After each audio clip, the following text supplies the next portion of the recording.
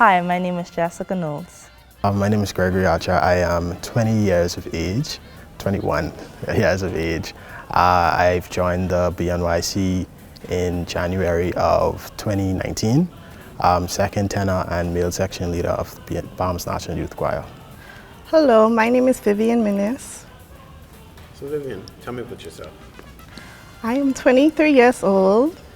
I enjoy music. I enjoy being with people I love and watching good television. Okay. What is your responsibility in the choir? My responsibility is to guide the males of the choir, whether it's choreography and or music, scores, things of that sort. Vernal Adderley. I am a 7-year tenor of the National Youth Choir, and I am also a 4-year choreographer of the choir.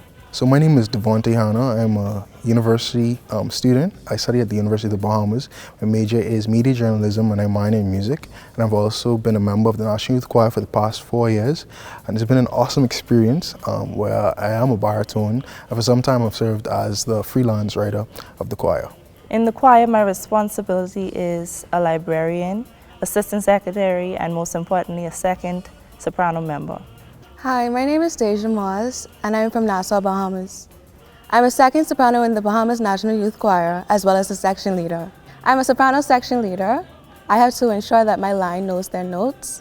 I'm also in charge of the new people, and I have to report their progress back to the director. My name is Kaya Farrington. I am a first alto in the Bahamas National Youth Choir, and I am also the alto section leader.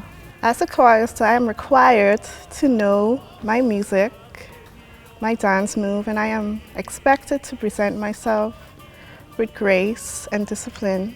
As a secretary, I'm required to communicate with 31 members to make sure that they are aware of all of our performances and other details the director expects me to tell them.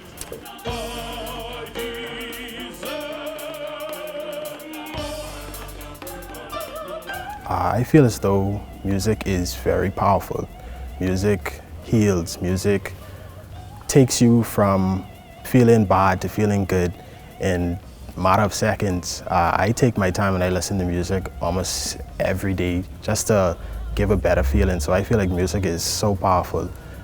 I call music the universal language. It can predict your mood. It can express how we feel when we aren't able to verbally communicate. It has the ability to make you happy, angry, excited, or even sad. Listening to music, I feel like it can alter your emotions, so it depends on how you're feeling. And I think that anything that has control over your emotions like that, even when you don't even realize it, is very powerful. Okay. And do you feel that there's any power in music? Oh, without a doubt, music is probably one of the most powerful tools known to man. It's the language of all languages. It's medicine, whether it be spiritually, emotionally, physically. Music is just a cure-all for everything. And honestly speaking, I can't imagine this world without music. It's something that consumes every fiber of my being. Yes, music is an effective way of communication. You can feel different emotions. For example, you can feel sad about a situation when you listen to something, and you can also feel joyful about a song. Yes, I do believe that there's power in music. A lot of persons resort to music when they're going through a lot of challenges, whether it be at home, school, or work. There are many genres of music that you can assign your emotions to, whether it be classical, you want to be soothed or relaxed, or it could be hip-hop, you want to be upbeat, dance, you feel in the music, you want to feel the music through dance. But yeah, there's power in various styles of music generally. I definitely believe that there is power in music. I believe that music can help you through many issues in life, help you to learn different genres and different cultures, so definitely there is power in music.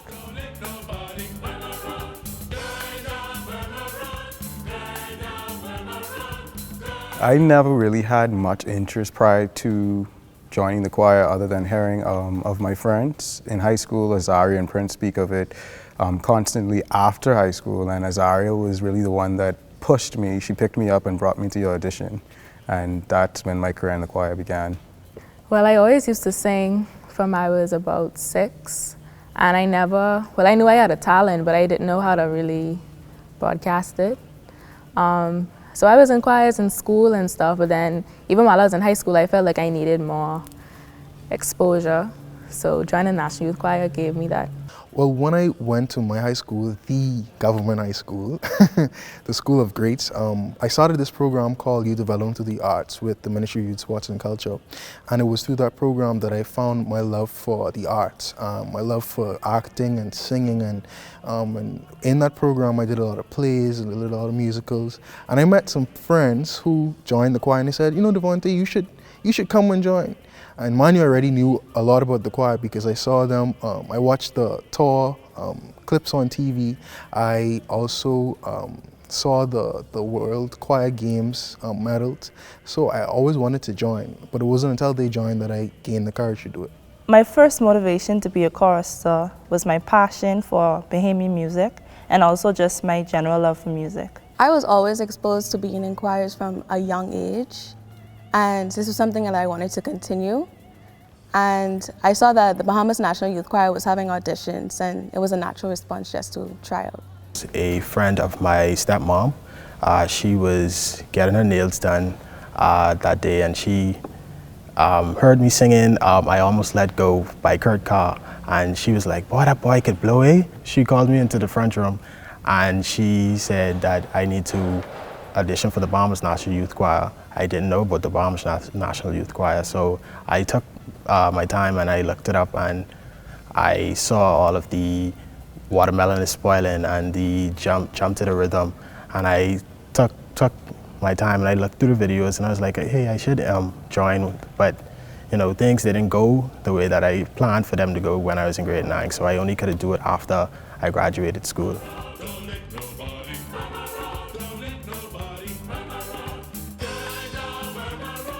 Well, the choir was founded in 1983. I know my history, by Cleophas Adderley, and you know, it was a choir that was founded just to celebrate independence at that time. And over time, it became such an entity where it was an incubator for such great Bahamian talent. You know, we have seen some of the most talented musicians pass through this choir, and we've seen some of the most professional, some of the people that are in the professional arena, you know, up there that have passed through this choir. And I think that just speaks to what this choir really is. It's a family, and it's something where people can come and join and grow and learn the basics of professionalism, where they can meet new people, expand themselves as artists, as performers. It's just simply amazing. The year that I joined, which was 2017, was the year that he passed, and just by being in the choir during that time and listening to everyone, you know, like talk about him and even performing, everyone always had something to say, positive things to say about him. And I realized that I wasn't lucky enough to meet him, but just by hearing what everyone else is saying, I know that he's very passionate about the choir, and he really loved his choir and he wanted something different for the Bahamas. I like to call him a pioneer. He founded the Bahamas National Youth Choir in 1983 in celebration of the 10th annual Bahamian independence. He dedicated his life to young people. He wanted them to live up to their fullest potential. He was not only a composer, he brought charisma and entertainment. Mr. Adderley, I always say that I always wish I had met him when he was around. He just like watching him on videos, directing, and even like sponsorship videos. If he was having just talking, just hearing him talk, just was so inspiring. Just was like, he just has a presence about him that I always looked up to, and I was like, I always wish I could have met him. He started in the choir in 1983 and leading so much young people into grown adults now who carry out such a legacy. It's just amazing. Luckily, I was privileged to be a part of the choir during the reign of Mr. Adderley. Reign is such a weird word, but still. However, being able to be a part of the administrative team at the capacity that I was allowed to be at allowed me to dip more into the history of the choir, knowing that the choir would have started back in the 1980s to celebrate the 10th independence. The choir then restarted again in 1993 when Mr. Ali had more attention and more focus on developing the brand of the choir. About Mr. Adderley, it is known that he wrote music from he was 17, even before then, and most of the pieces that are performed throughout the choir is, pieces that he would have written through his time in high school. And he carried that legacy through many other avenues in culture, being the director of culture, carrying that role through the times when the Bahamas really needed a boost in the cultural realm.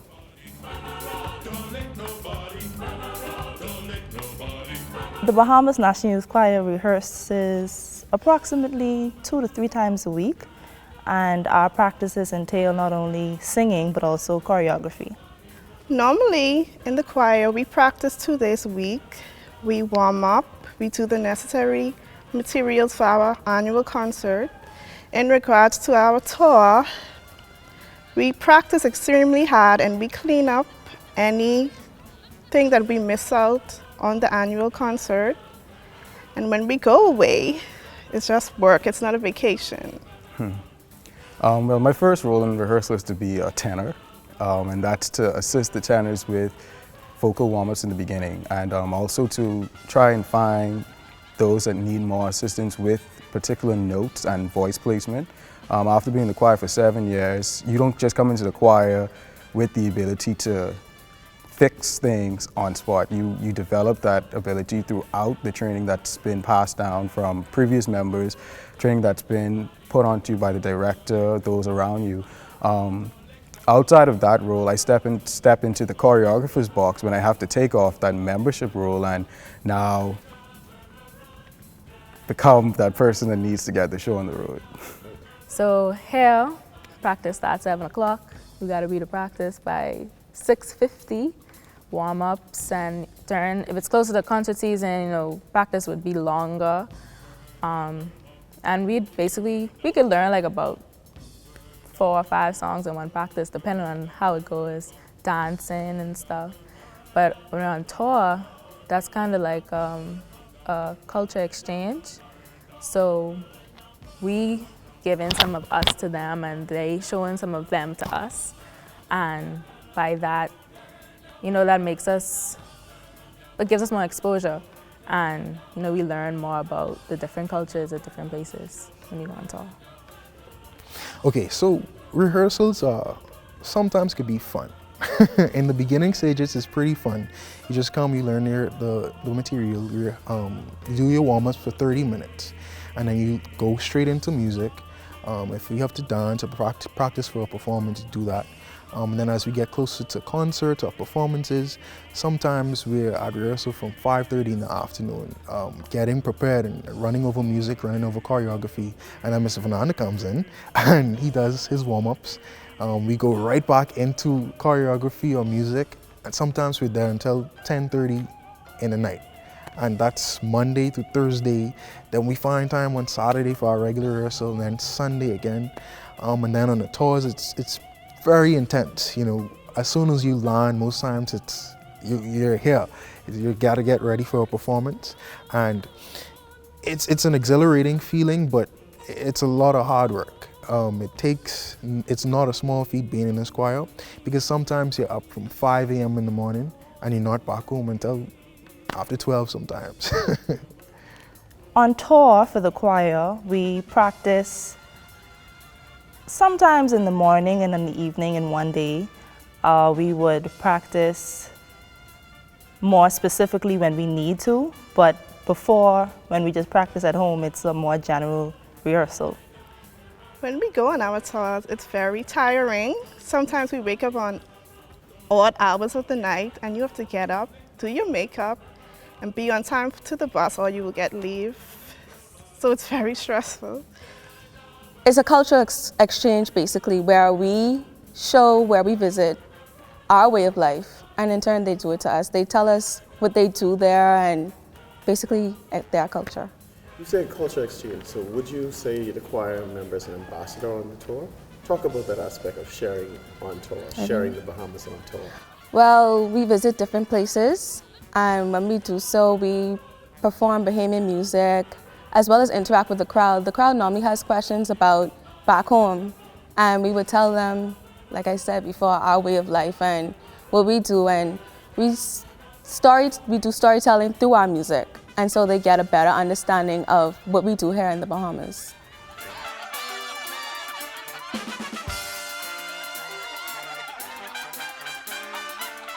I am not a shy person, but I am very reserved, if that makes any sense. So songs that have attitude and, you know, like show more emotions, it was very hard for me to portray that. I had to get used to that. Especially the songs with the attitude. I don't know how to row, I don't know how to do all those extra stuff. So singing and trying to learn how to do those things really took me out of my comfort zone. And that was the hardest part, just trying to know how to act for certain songs and how to make sure other people understand in the song by not even hearing what we're saying. They could see that on my face or on our faces, so I had to learn how to really do that. Being comfortable. I'm usually used to singing by myself, solo, and just that. I would be in a choir here and there, but it wasn't as if being in BNYC, whereas you're always together, you're always around 30 plus people on a consistent basis, Monday, Wednesday, and Saturdays, or if every day throughout the week. So it's different. I had to learn how to be comfortable being on stage as well, learning how to smile, learning how to have a presence, learning how to give a certain action to a certain song, learning how to have the proper moves and things of that sort. So The hardest part of being in the choir for me so far has just been working on my technique, but I'll say that over the years I've been able to improve in that area. Well, as an only child, I'm used to only looking out for myself. But as a senior member, you have to look out for the new people, make sure that they are adapting to how we travel, and also performing, singing and dancing can be quite difficult. I can imagine. Honestly, the hardest thing I had to overcome was auditioning. You know, I wasn't always confident in my voice and confident in myself as a performer. And so I doubted myself a whole lot. So when it was time for the audition, you know, I told my friend, oh, I could come next time. I sick this time. And so the next time I finally decided to come, and I didn't have a ride. And then I had to find a ride. I ended up coming a few minutes late, well, really late. And after that, I sang my song. And in the middle, I got told, stop, do you have another song to sing? And my heart dropped to my feet. But after I sang the second song, which was Climb Every Mountain, I got my call. I didn't have a ride home. But then I got my call, I think Thursday, the audition was Wednesday, and I made it in, and I've been here ever since, very happy.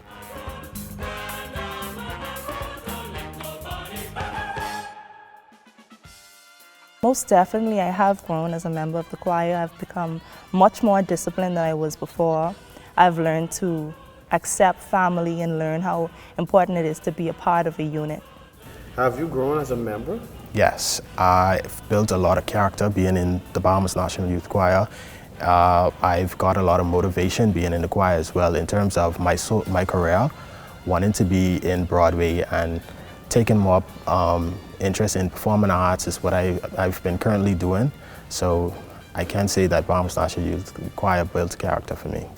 When I first joined the choir, I was shy and my confidence was not where it needed to be. I had previous training, voice training. However, I never learned the proper techniques used for singing. When I learned these techniques, I noticed that my voice strengthened. And when I saw myself on camera, I was like, I needed to work on my confidence as well as stage presence. And when I did this, I noticed a growth in everything. Well, most definitely, I've grown as a performer and as a vocalist. I'm way more confident in myself. Also, I've seen myself growing professionally. You know, some of the things that we do in rehearsal, I've carried outside into my professional life and in school. The same drive and work ethic I have in choir, I use that throughout my life, and that's how I've really grown. I have more of a sense of appreciation for culture, the Bahamian culture. I have more sense of appreciation for performing arts. Because before the choir, I mean, yeah, I'd enjoy a concert or enjoy a play or whatever the case may be, but I never really understood how much work would go into it. So growing wise for me, I became more, like I said, appreciative and more, I don't want to say, yeah, appreciative of the choir. And, you know, I became more organized and, you know, yeah.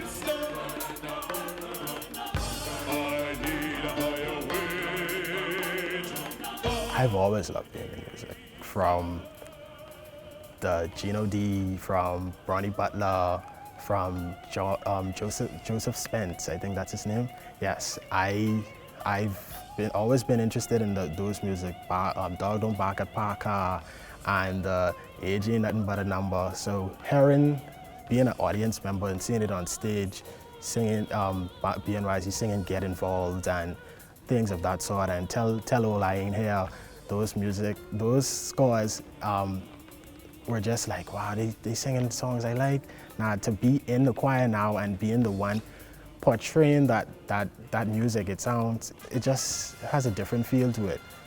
Culture to me is anything that you are embedded in, societal norms. It can be family, tradition, but for the choir and for music, I would say that culture plays a big role in our society, and being a part of the Bahamas National Youth Choir has helped me to preserve that culture.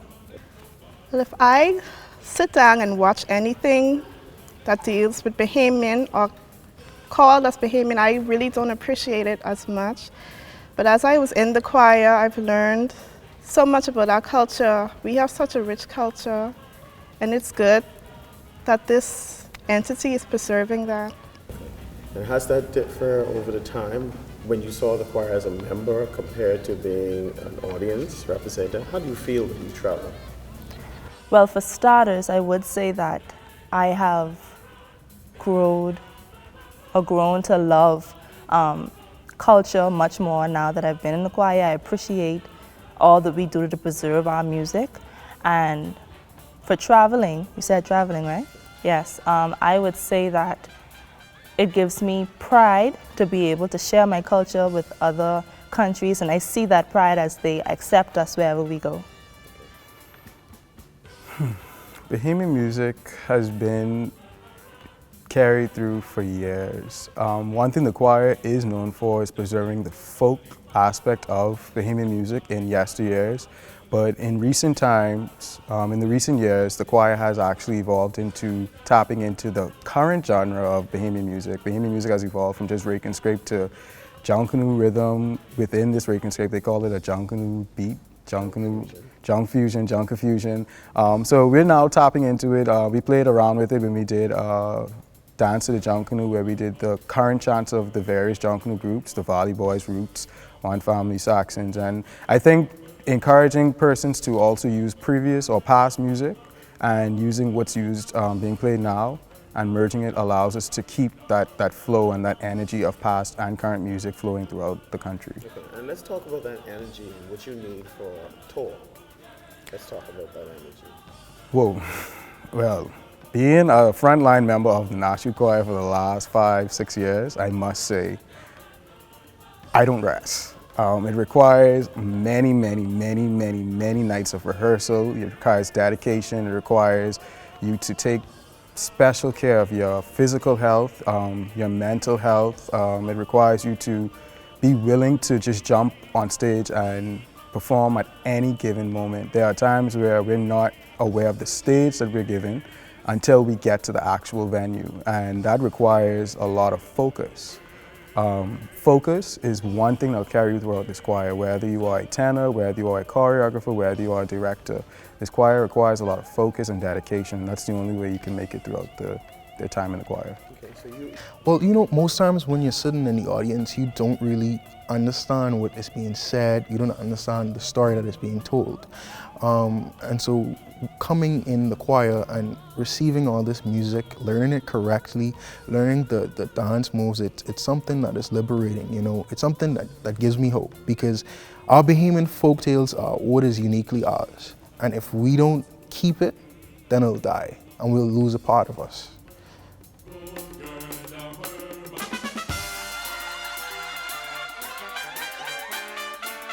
Before COVID, we were doing exercises and of course the warm-ups and stuff. Carrying them home, it took me a while to, get into the groove again. Because I got relaxed and I wasn't really too, that was probably the last thing on my mind.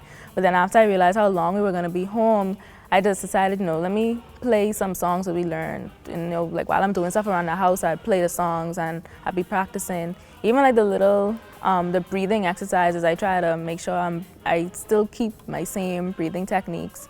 And because, the minute I forget about them or not practice them, by the time practice starts up again, I'd be a mess. In choir, we're, I want to say together a lot. We sit in sections and everything. We're closely packed together. However, due to the pandemic, everyone has to be 6 feet apart, and we're not used to that in choir, because when you're together like that, you have one sound and you're able to hear everybody on the side of you properly. And yeah, and because of COVID-19, we aren't able to do that, unfortunately. But being home, I've been practicing, warming up continuously, practicing my music so that I would stay familiarized with it. And I've also been exercising, because I know that when you exercise, it helps with breath stamina. So, well, most definitely, from you joining the choir, you're told you need to take your vitamins. And as we get closer to performances and concerts, which we were very close to before the lockdown, we had to start doubling up on vitamins. We also had diets that we had to do. We also worked out a lot as well. So it kept me healthy. And so by the time as COVID came around, I already know I got it. I got it. I have my vitamins right here. I'm good to go. I know I need to wash my hands all the times, and Ms. Fernand is always stressing to us, keep your hand sanitizer, don't touch this person, So the transition was pretty good for me. And then too, I stayed in the house most of the time, so I didn't have much to worry about. But I was very prepared in that I had my vitamins. I still worked out. I still tried to do my little diets every now and again, but I was good. As a chorister, you are required to maintain your physical being, your physical health. In 2015, my third year in the choir, I figured at some point you need to involve or include proper eating and proper dieting and proper exercise into your regimen so that you can perform to the best of your ability. And I must say, from then, each year I take on a time where I focus on my health and I focus on my fitness and I get myself together. But during the pandemic, I've been able to cook more at home.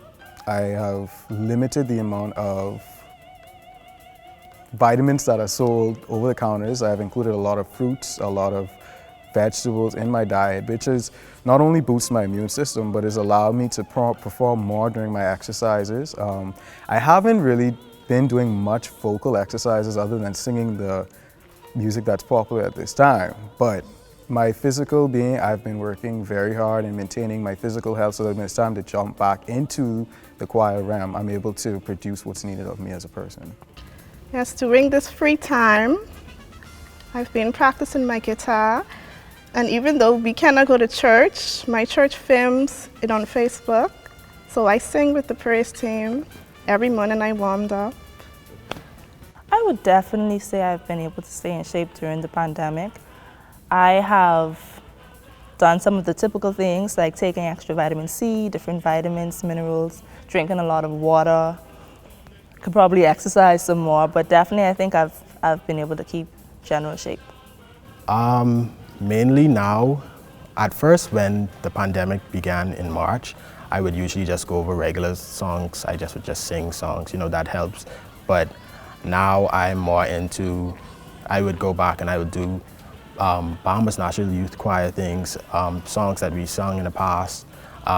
Even if songs when I wasn't even there, I would sing those songs. I would go over regular vocal warm-ups that we would do, and that helps. So that's how I keep myself in shape.